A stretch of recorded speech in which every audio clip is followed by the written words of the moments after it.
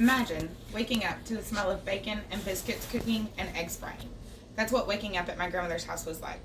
My grandmother, or Nanny as I call her, I think made it her sole mission that nobody in her family, or quite possibly even her town, went hungry. Many people knew my Nanny for her cooking. Her family, however, knew her for many other reasons.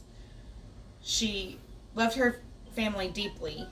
She was hardworking, she was caring, and she was creative. My Nanny was a mother to 9, and one of which is my mom, and grandmother to many. My Nanny and I were very close. We lived close by her, and she watched me while my mom was working. We also shared the same name, Ruthie. Nanny, however, didn't go by Ruthie. She went by Ruth, but many knew her as Babe. I remember asking her why they called her Babe. It was because when she was born, her family didn't know what they were going to name her, so they called her Babe. She didn't have a name until her mom got pregnant with her little sister. My Nanny taught us many things, and you could see that admiration in her eyes when she was teaching me or any of her other grandchildren. She never missed an opportunity to praise us when we were doing good, tell us she was proud of us. She also never missed an opportunity to correct us when we did wrong.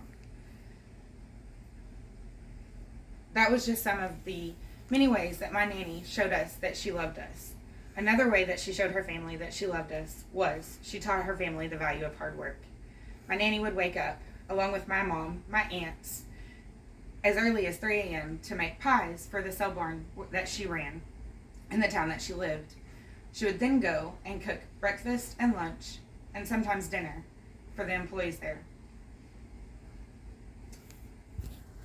My grandfather passed away the year I was born, leaving my Nanny a single woman. My Nanny worked hard around her home. She made sure that animals were fed and watered, worked in her garden, and made sure that we were all fed.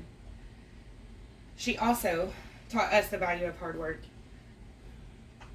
I would have chores that I had to do, and I also had to make sure that my homework was completed before my mom got home. She also made sure that she had time to quilt. My Nanny made some of the most gorgeous quilts.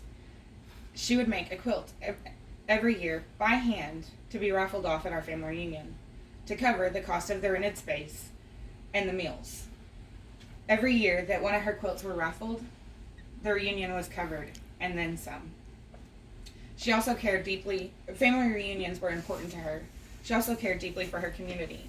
I remember when I was little, my uncle was the fire chief in the small town where we lived. If there was a large fire that my Nanny knew they would be working for a while, she would make sandwiches and ice water to take it to them. She said it was because she needed to make sure that they had the energy that they needed. She also would make candy for her community at Christmas time. I remember my mom, my Nanny, my aunt, and me, when they would let me, would make candy for hours and then put them in packages for her to take to her family or to her friends and neighbors. She also never missed an opportunity to volunteer around her community when she was able.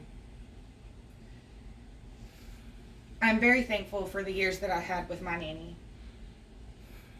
When I was 17, my Nanny passed away, and I thought that my world and the bond that we shared had ended. But that's not true. My Nanny lives on, in the memories that we have of her, the things that she taught us, and the love that she showed us. Thank you.